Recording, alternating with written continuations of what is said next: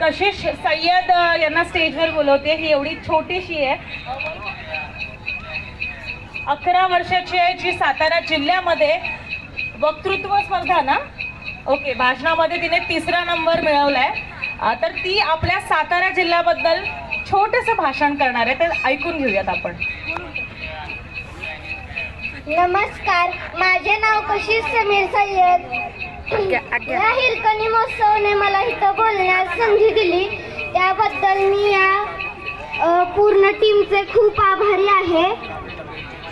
सह्याद्रीच्या कुशीत वसला साताराचा दरारा, सह्याद्रीच्या कुशीत वसला साताराचा दरारा. इतिहासाच्या पाना पानात धैर्य त्यागाचा नजारा, इतिहासाच्या पाना पानात धैर्य त्यागाचा नजारा.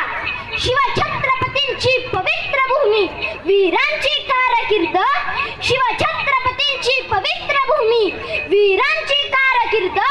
साताऱ्याची महती गाते, जपूया वारसांचा दरारा, जपूया वारसांचा दरारा.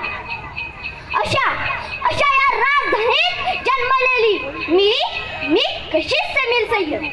सन्माननीय व्यासपीठावर आरूढ झालेले अधीक्षक, समीक्षक व परीक्षक यांना वंदन करून मी माझ्या भाषणास सुरुवात करतो. सातारा शहराचे नाव किती सुंदर आहे.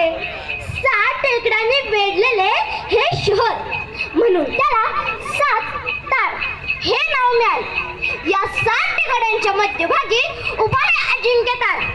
सातारा म्हणजे सह्याद्रीचा गर्व शिखर. एकीकडे कोयनावरून घाटात नटलेल्या हिरव्यागार दऱ्या, तर दुसरीकडे पठारांच्या अंगावर वाहणारे थंड वारे.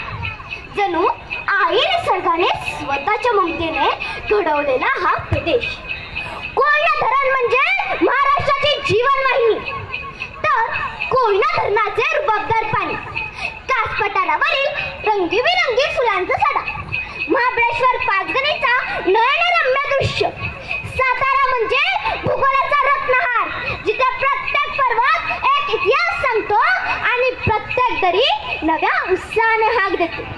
पुढे कास पठार म्हणजे जगप्रसिद्ध युनेस्कोने जागतिक वारसा स्थळ म्हणून घोषित केले. साताऱ्यात एकूण 11 तालुके आहेत, जसे की मान, पाटण, खटाव, वाई, कराड इत्यादी तालुक्यांची माहिती किती सांगू तुम्हाला. सातारा जिल्ह्याच्या 4 सीमा आहेत, जसे की पूर्वेला सोलापूर, पश्चिमेला रायगड, दक्षिणेला सांगली आणि